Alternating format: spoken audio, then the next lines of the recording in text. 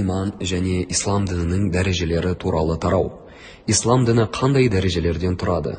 Ол ислам, яғни мойынсыну, иман, сенім және ихсан, таза жүректілік деп аталатын 3 дәрежеден тұрады.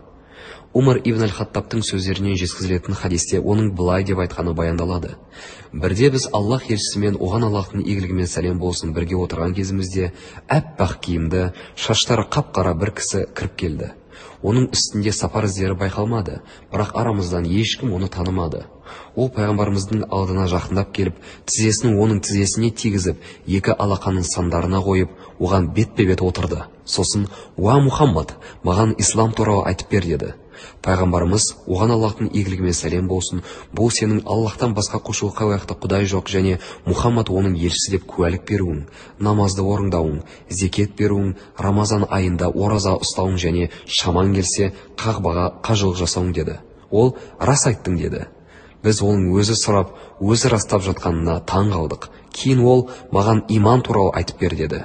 Пайғамбар, оған Аллахтың игілігімен сәлем болсын, ол Аллахқа, оның періштелеріне, кітаптарына, елшілеріне, ақырет күніне және тағдырға, оның жақсылығы мен жамандығына иман келтіруің деп жауап берді. Ол: «Рас айттың» деді. Содан соң ол: «Маған ихсан туралы айтып бер» деді. Пайғамбар, оған Аллахтың игілігімен сәлем болсын, бұл сенің Аллахқа оны көріп тұрғаныңдай құлшылық етуің, ал сен оны көре алмасаң да, ол сені көріп тұр деген оймен құлшылық етуің деді.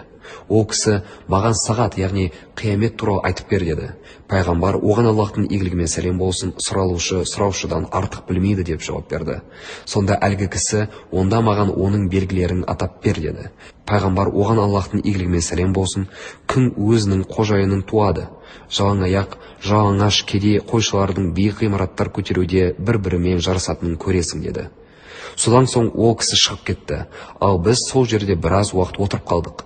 Сонда Аллахтың елшісі, оған Аллахтың игілігімен сәлем болсын, менен: «Уа Умар, сұраушының кім екенін білесің бе?» деп сұрады.